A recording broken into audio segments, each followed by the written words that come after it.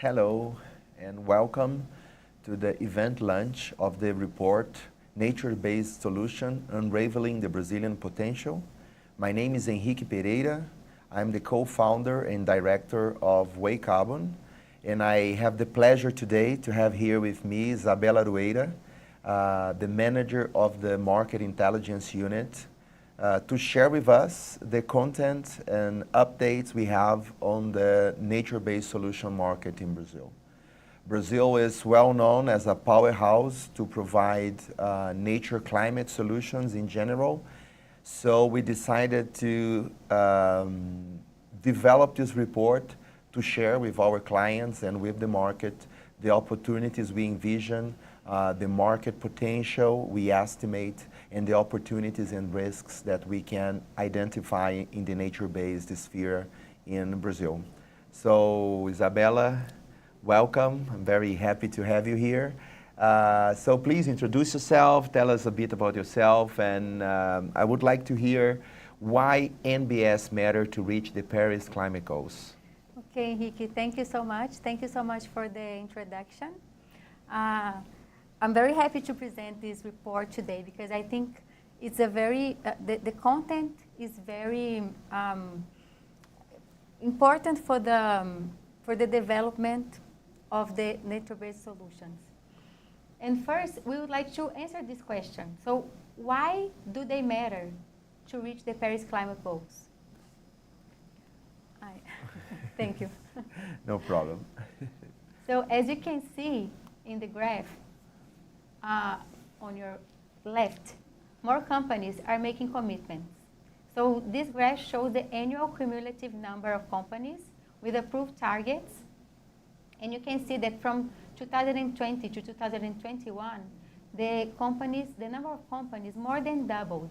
And the same happened from 2021 until this week of 2023. So these numbers that we have here are from the Science-Based Target Initiative platform, and they were updated this week. We have more than 5,000 companies already committed and already with approved targets.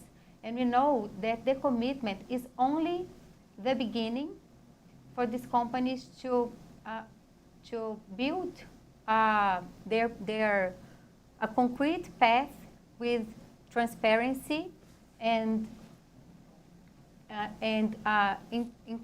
integral actions to reach their net zero path. And nature-based solutions, they can be a third of the solution. When we look at protection solutions, management of working lands, and restoration of natural systems, both wetlands, pastures, mangroves, we can have up to 11 gigatons of CO2 emissions from nature climate solutions.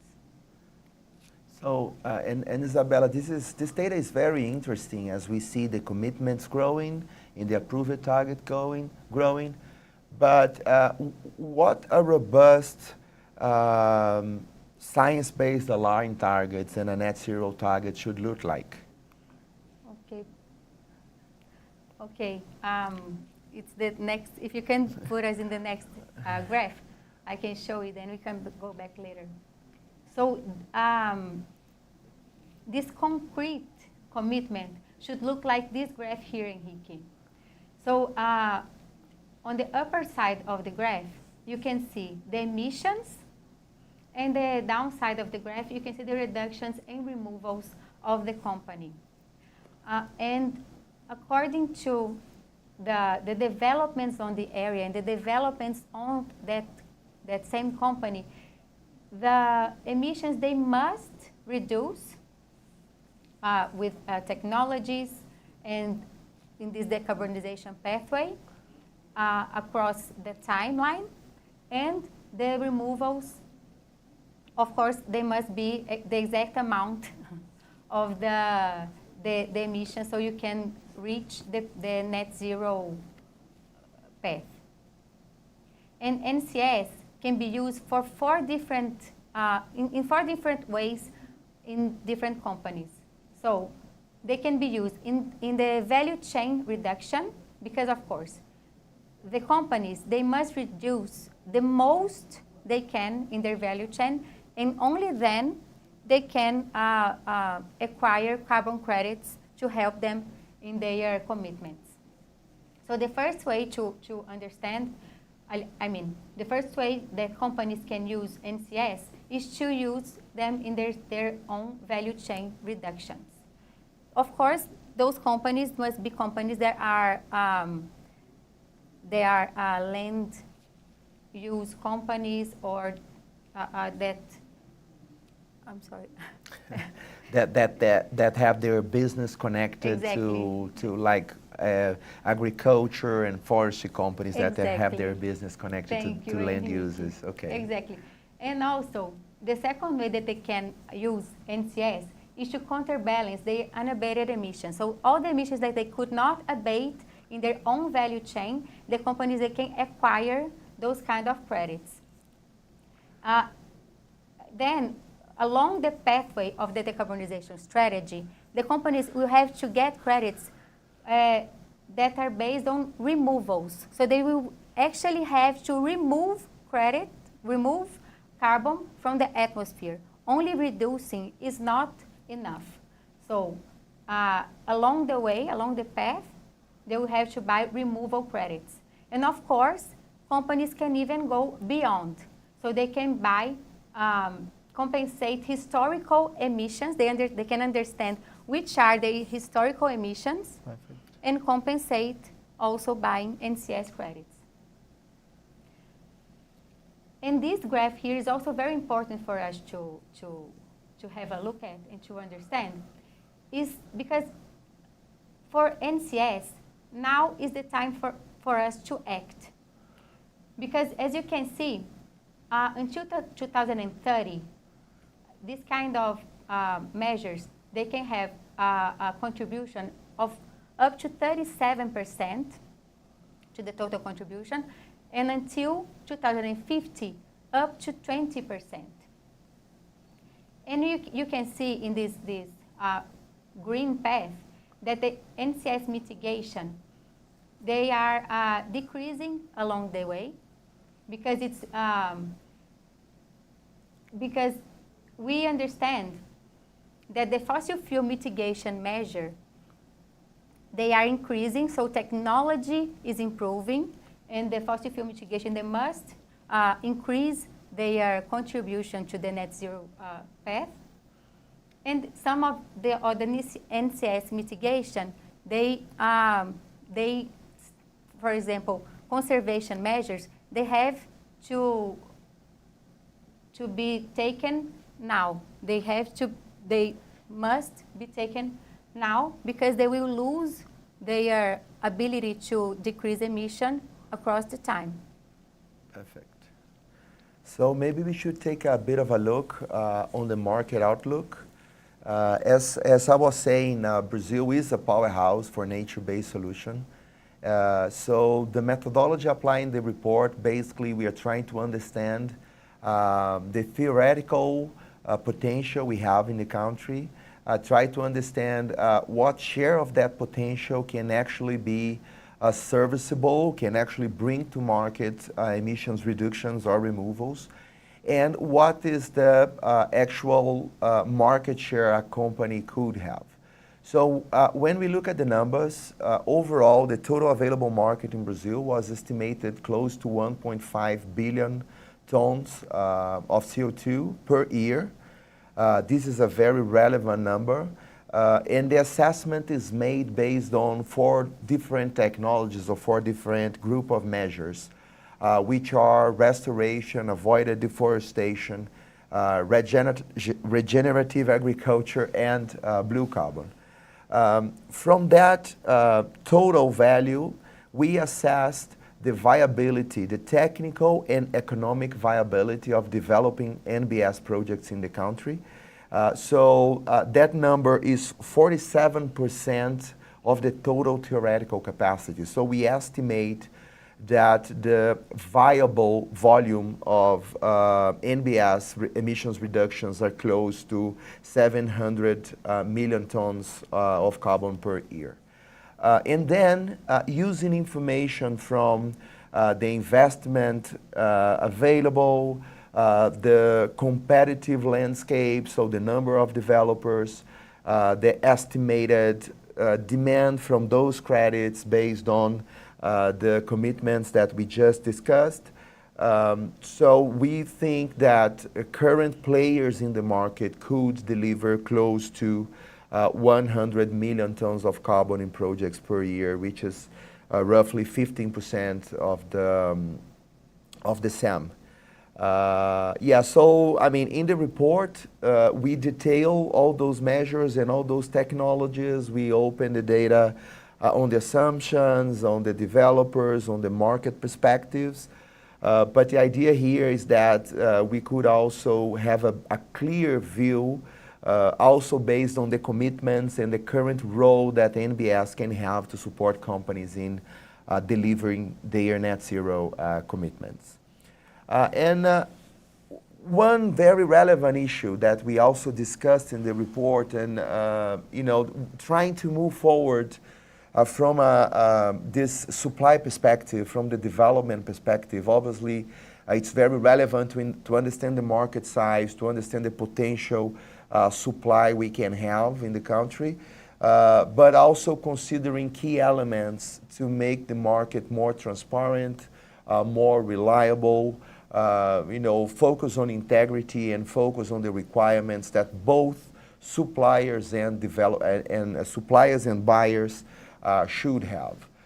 So on looking at the buyer perspective, we also think that buyers are learning, the market is evolving, but obviously the opportunities we have to engage and the opportunities we have to educate buyers in the elements that we do think are the key elements to a robust and in a market that is based on integrity, transparency. So the report deals with 6 elements that are relevant to the Brazilian context. This is very important to say because the first one, which is the land due diligence, this is a very relevant issue, particularly for conservation projects. In the Brazilian Amazon, we have some challenges in land grabbing and illegal documents. So for us, it's very relevant that a proper project starts from a robust due diligence on the land where the project is being developed. So we have a history on land claiming, we have a history on governmental processes, trying to recover lands that were deemed private. So this is a very relevant potential risk that can be fully mitigated if a proper land due diligence is in place. So both developers and buyers should be on the same page on the land due diligence requirements, on the available documents and evidences we can actually use to assure to market that the project is being developed in an area where we do have control over land and we can actually act to conserve and to protect that area. Moving forward, we've been also facing baselines structures that could be inflated. So the second issue, to guarantee integrity and consistency in the market and to avoid any mismatching in expectations between suppliers and buyers, is to have a robust and a credible baseline. So we see some estimates that are all over the place. We see those estimates creating expectations at the root level with, for example, landowners building expectations or expecting values that we know are not realistic. WayCarbon has been in this market for 17 years. So it's very easy for the companies that work in the market for some time to face a number and you say, no, this does not look credible at all. and the project could be like half of that estimate, maybe a third of that estimate, and this obviously, it's very bad to the market, it's very bad for the reputation of the instrument, so a proper baseline and a technical approach to the project with transparency, it's also very relevant. In third place, in Brazil, given our size, it's a continental country, the identification of the presence of other stakeholders, other economic agents, other communities, it's very, very relevant. Often lands are too big, and we do need to be very cautious in assessing the entire territory to make sure we know who is living inside, what economic activities could be happening inside of the project area. So understanding the presence of other agents, it's very, very important because to assure integrity and to assure transparency, projects should move very fast at the initial stages to deal with this situation. Okay, on fourth place, we've been seeing, as market participants know, the market is evolving fast, the critics are evolving fast, so it's very important that developers and buyers have an active participation in market working groups, in consultation process, and in the contribution to an evolution towards those principles. So, if we believe in the principles, if buyers believe in principles, we should cooperate and make sure that the market and the projects and the standards and the methodologies are developing towards that direction. And on fifth place, and this is something very funny or very paradoxical, if I could say that, buyers, they value a lot the co-benefits of the project. We know that the NbS project is not only about carbon reduction or carbon removals, but we are talking about biodiversity co-benefits, communities co-benefits, social environmental co-benefits in general. So having a clear also a robust a socio-economic plan that makes sense. Communities can be supported in several ways, and we often see projects claiming they are supporting communities. But supporting communities can mean a lot of things when communities are present or are around the project area. So we also believe that building clear socio-economic plans, a clear consultation plan, a clear engagement plan at the early stage of the project are paramount to guarantee the integrity and the longevity of NbS projects. And finally, it's also important to understand that in some cases, the best way to avoid conflicts with the community is bring communities into the projects, is to integrate communities and not fence communities outside. So we are also learning, we have, two projects under development recently that had the situations with communities. In one of them, we actually used that project opportunities to solve the land conflict that existed. So a share of the private land was actually legalized and transferred to the communities that were living in an area close to the river. And that actually not only solved the land conflict, but now opens a door of opportunities to integrate that community and to have that community benefiting from the project, not only from a socio-economical plan, not only from a revenue sharing perspective, not only from a, infrastructure designing and implementation based on the project revenues, but also on their daily lives with an active participation in the project.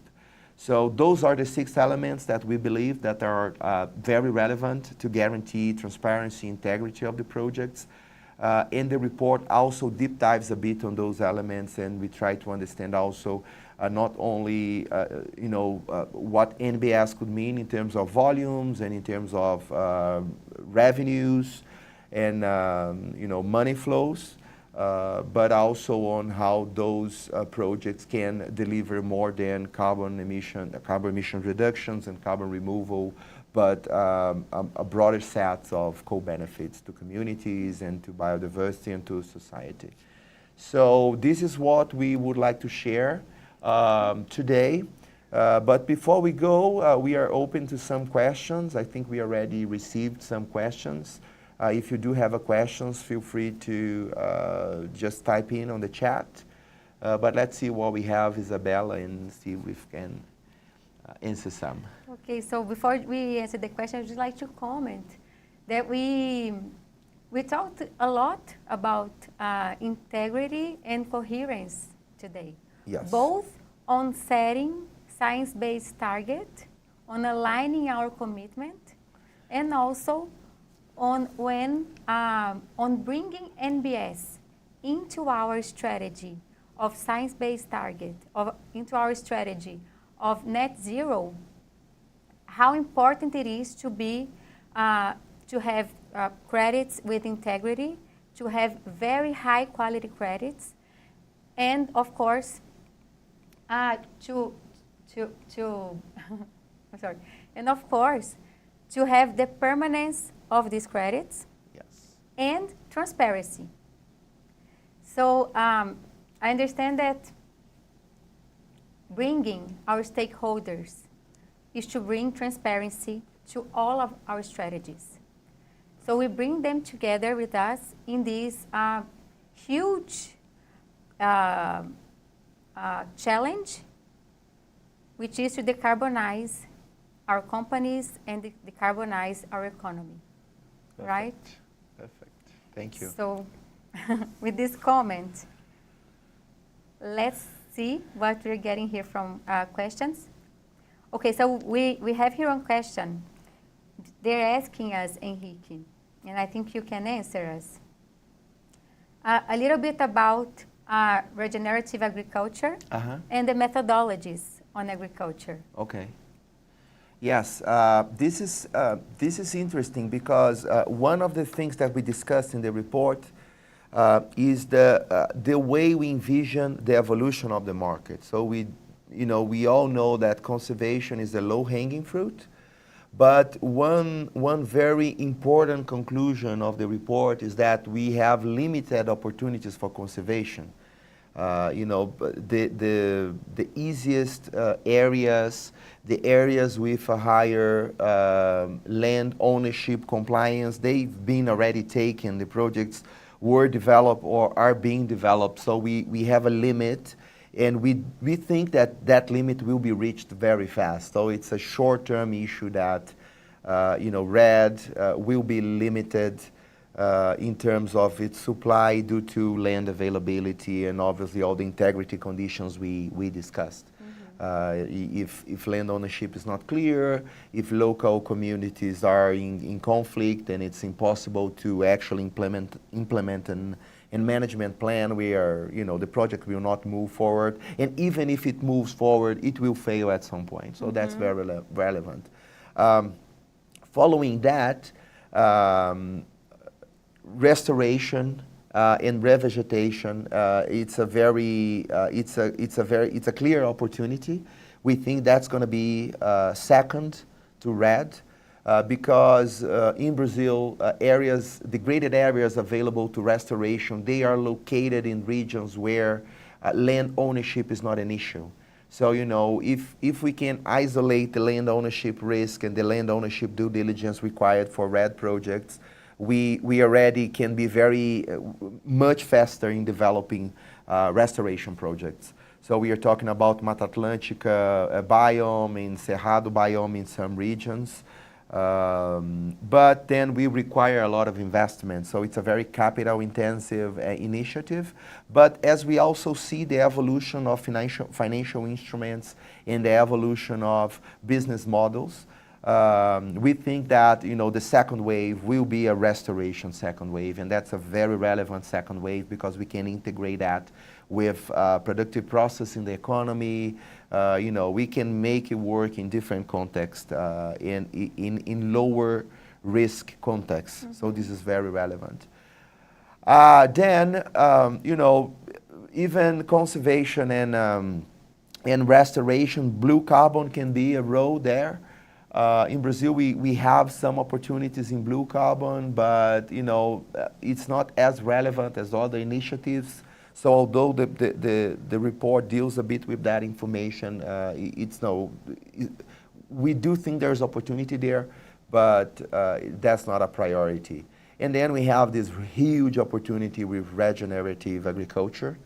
The thing about regenerative agriculture is that it's I would say threefold, right?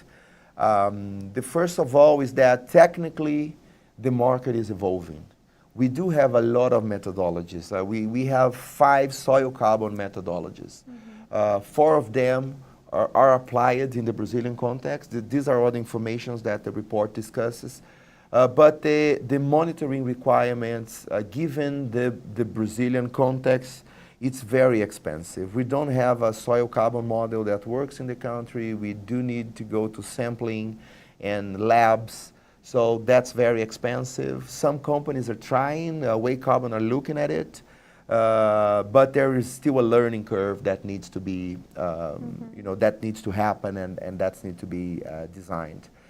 Then on, for example, sustainable management of land and sustainable management of forest and forest integrations, it's a bit of the same when we are dealing with aerial biomass or, elements to quantify the project that are easier to monitor, that may move forward faster. But again, the initiatives that interact with soil carbon, we think that's going to take a bit longer due to mainly costs. We have opportunities in biochar. That's a fast-growing market. I think that could come to market fast. Biochar could also impact the reduction of use of nitrogen in farms and the improvement of carbon content in soils. The future is in agriculture, without doubt, but we think that the learning curve, we are just at the beginning of the learning curve, and we do have both technical challenges and implementation challenges that will need to be dealt with. But we think that's an amazing opportunity, and companies should pursue that without doubt. Requiring innovations too. Yeah, that will require innovation, that will require technology, monitoring capacity. So there's a lot of opportunities there. Okay, so with this long answer. Yeah, that was a very long answer. But it was a very good long answer because you already answered another question that we had here about opportunities in blue carbon. Okay. And then it's already answered. And there is another question that we have about the validity period of the material we developed. Okay. Yeah, maybe you could answer that as you led the report development. Okay, of course. So, to develop the report, of course, we used all kinds of public information available. We looked at project pipeline, all stages of development of projects. And we used a lot of our internal knowledge for the modeling. And we understand that having a periodicity of updating this report once a year, or at least the data of this report once a year, would be ideal. Perfect. And then we will check on the demand of this, but the first idea is to have this periodically updated once a year. Okay, so it's going to be a yearly report. Yes. And the data we have for this report, it goes up to the first quarter of 2023. Of 2023, okay. The first quarter of this year. So up to March. Exactly. Okay, great. Thank you. Okay. Do we have other questions? That was the last one. I don't know yes, if we have time. I think we don't have time. Yeah. But yes, I think it's. Okay. So, yeah. So thank you, Isabella, for joining me today for this quick launch of the report. Thank you all for joining us, and I hope to see you again in our next online event. Have a good day. Thank you so much, and have a good day.